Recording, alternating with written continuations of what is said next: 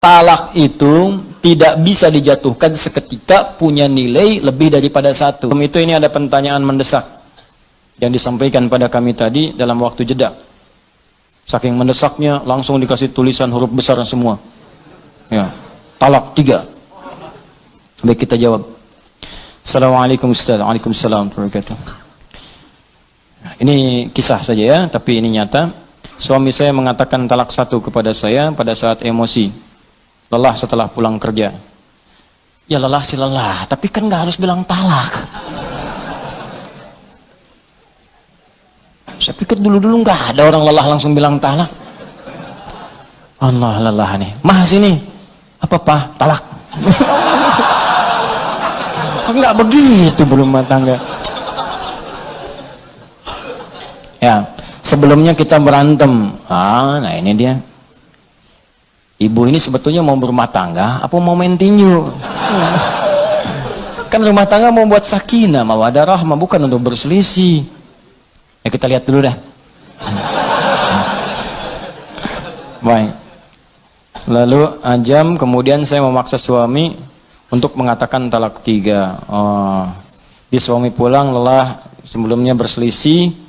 Kemudian, baik, setelah itu saya mengatakan talak mungkin karena kesal. Lalu 2 jam kemudian setelah berselisih, 2 jam kemudian saya memaksa suami, istrinya paksa suami untuk mengatakan talak 3.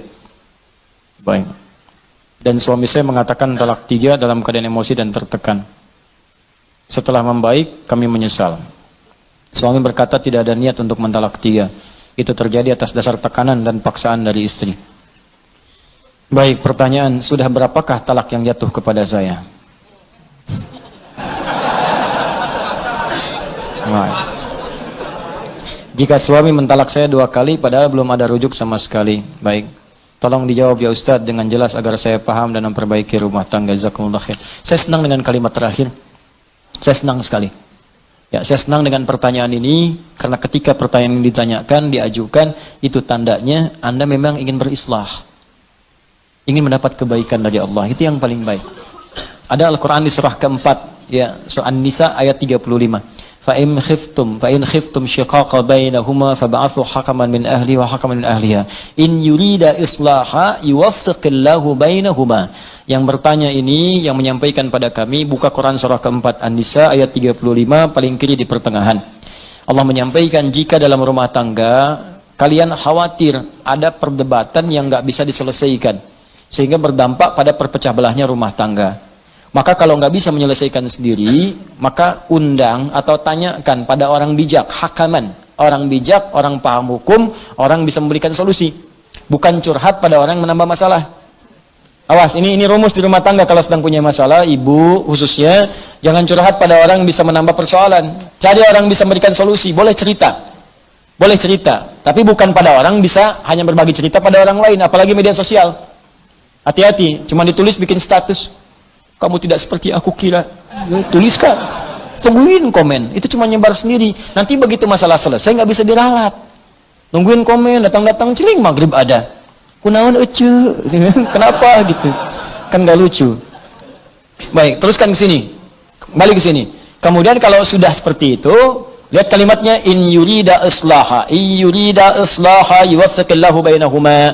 Jika keduanya ingin islah, memperbaiki, ingin lebih baik lagi, ingin lebih mulia lagi, ingin Allah ridha, maka Allah akan berikan petunjuk kepada keduanya untuk memperbaiki keadaan rumah tangganya. Maka syarat yang pertama sebelum saya jawab ini pada yang bertanya, niatkanlah untuk memperbaiki diri dulu. Jangan sekedar mendapatkan jawaban.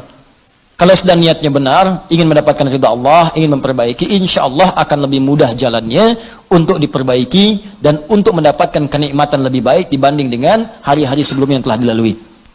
Maka baru kita bicara kepada hukum. Ini dulu perbaiki niat. Kalau niatnya benar, kata Allah, saya akan beri jalan supaya rumah tangganya lebih indah, lebih nyaman, lebih samara dibandingkan persoalan-persoalan sebelumnya. Baik. Maka hukumnya yang pertama apa? Yang pertama, talak itu tidak bisa dijatuhkan seketika, punya nilai lebih daripada 1. Itu punya jeda, punya interval. Misalnya kalau dijatuhkan, misal keluar dari kalimat seorang suami, saya talak kamu saat ini. Mau diucapkan saya talak 10 kali, saya talak 3 kali, saya talak sepanjang gunung, saya talak misalnya dari Sabang sampai Merauke, ya, saya talak seluas samudra, tetap jatuhnya satu. Jatuhnya satu. Kapan satu itu kemudian prosesnya? Thalathata quru, 3 kali masa suci. Ditalak dalam keadaan suci misalnya, ya, kemudian dia haid sekali, dan yang kedua lagi haid lagi, yang ketiga kemudian haid lagi, suci pada yang ketiga kali, baru itu batas terakhirnya.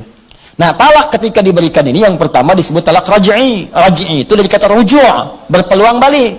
Jadi sebetulnya talak itu bukan untuk memisahkan asalnya, tapi untuk merenungkan supaya memperbaiki hubungan keluarga. Ini banyak orang salah persepsi.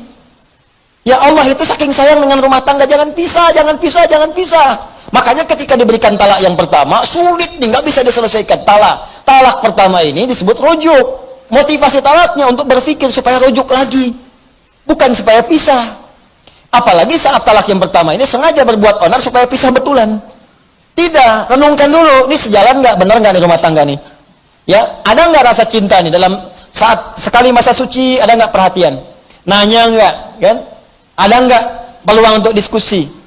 Terbuka nggak untuk bicara, untuk memperbaiki diri? Itu disebut rujuk namanya. Kalau dalam masa itu tiba-tiba ada ungkapan, maaf, aku rasanya berbuat banyak kesalahan kemarin. Atau ada rasa rindu, tiba-tiba nggak keluar kata-kata itu, tiba-tiba malamnya berhubungan misalnya. Dengan berhubungan itu selesai, nggak ada akad, nggak ada macam-macam, talaknya nggak berlaku lagi, selesai di situ. Ya, talak pertamanya selesai dan rujuk dia di situ.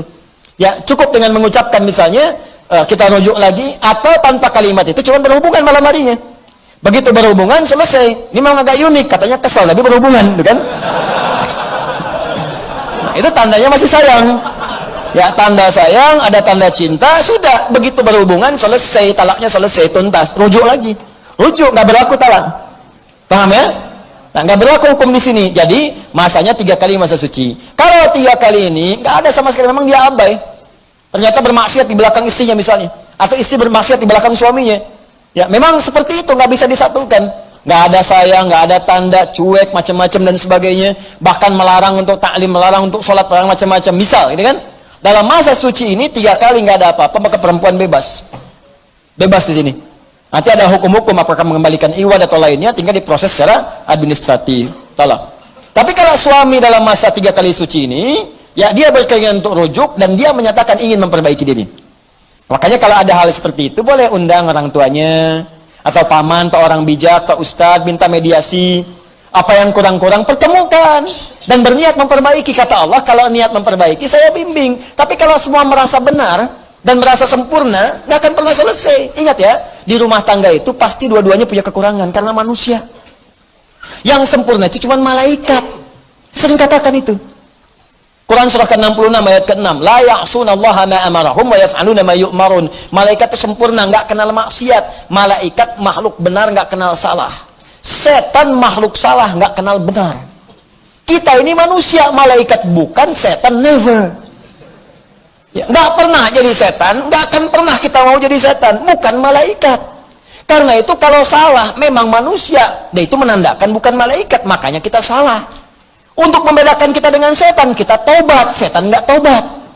Itu aja tandanya. Jadi kalau di rumah tangga ada suami salah, wajar karena suami bukan malaikat. Tapi untuk membedakan suami dengan setan, suami tobat, memperbaiki diri. Itu caranya.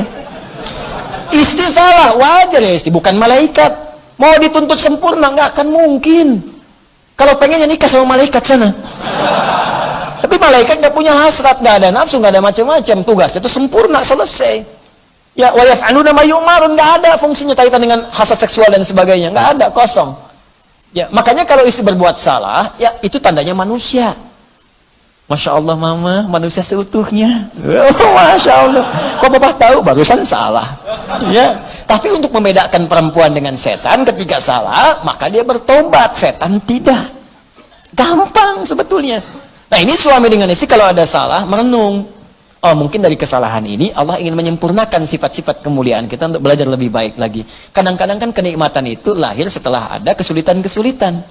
Coba antum kan, lari-lari capek kan, oh aduh kasih teh tubruk aja, teh tubruk tuh, teh tubrukin, air tubrukin sama teh kan, jadi itu kasih gula dikit yang biasanya nggak minum, jadi enak tuh minum, enak. Biasanya pengen ini, pengen itu, kasih air putih aja enaknya luar biasa. Ya enak gitu. Kenapa? Karena ada keletihan, setelah itu mendapatkan kenikmatan. Makanya yusrun lahir setelah ada usrun. Inna ma'al usri yusra. Di rumah tangga tuh kalau udah ribut, setelah itu senyum, jadi enak senyumnya itu. Nikmat, jadi canda, jadi macam-macam dan sebagainya. Ya udah Pak, kita baikan. Ya udah. Papa sekarang mau kemana? Ke hatimu. Udah itu enak aja, Dul. Ya. Nah, jadi seperti itulah ya. Jadi wajar kalau ada persoalan. Yang kedua, jangan sembarangan mengucapkan kalimat-kalimat seperti ini. Karena ada 3 hal. Ya thalathatun, ada 3 persoalan. Jidduhunna jiddun, candanya itu jadi serius, candanya serius. Ya, diantaranya apa? Ada nikah, ada talak. Ada nikah, ada talak. Makanya jangan bercanda dengan hal talak. Bisa jadi serius. Ya, jadi serius. Termasuk dengan pernikahan. Ini yang saya ingatkan juga, sinetron-sinetron tuh hati-hati. Kalau akad-akad nikah itu mesti dibiaskan kalimatnya, jangan disempurnakan. Itu kalau kemudian dia ucapkan dengan sempurna, saya nikahkan kau dengan si fulan dengan anak saya segini dan saya terima nikahnya. Benar, kemudian walinya benar, terpenuhi ada semua, jadi itu. Jadi, ya kan? Sama dengan talak seperti ini. Jadi saya percepat, ini hukumnya tidak berlaku talak 3, tidak berlaku. Talak pertama jatuh dia hukumnya kalau diungkapkan dengan perasaan sadar, dengan benar. Kalaupun nanti emosi dan sebagainya, dan dipancing pada hal seperti ini. Ya, kalau sedang emosi, sedang marah, duduk. Kata Nabi kalau berdiri, duduk. Kalau sedang beraktivitas, diam dulu supaya tenang. Kalau sedang berdiri, duduk. Jangan berselisih dulu. Ya, marah, diam dulu. Makanya Nabi itu kalau ada persoalan di rumah tangga, diam. Didiamkan dulu Sayyidah Aisyah, diam dulu supaya berpikir semua. Sebab kalau sedang marah bicara, pasti keluarnya kasar. Kasar keluarnya. Kalau sedang marah tangan bergerak, pasti kasar, kencang. Tuh. Ya, seperti itu. Kemana-mana nantinya. Diam dulu, itu rumusnya hebat di Islam. Cuman di Islam. Silahkan buka, cuman di Islam. Cek di setiap keadaan, setiap kepercayaan, nggak ada kaidah-kaidah itu. Ini urusan-urusan kaidah ya, dan urusan nilai. Silahkan. Sedang berdiri, duduk. Sedang duduk, berbaring. Tiduran dulu aja. Supaya lebih tenang dulu. Ya, kalau belum mampu juga wudhu. Ya, amarah itu kan api itu setan, padamkan dengan air. Wudhu, tenang gitu. Ya, jelas ya? Ya, bukan dengan pohon sengon, wudhu. Wudhu. Sudah, saya kira selesai jawabannya. Jadi sekarang yang bertanya pulang ke rumah, istighfar. Ya, malam sholat bersama-sama, suami jadi imam, istri jadi makmum, minta ridha Allah Subhanahu wa taala, minta bimbingan Allah, insyaallah setelah itu rumah tangga dalam keadaan damai dan tenang insyaallah ya.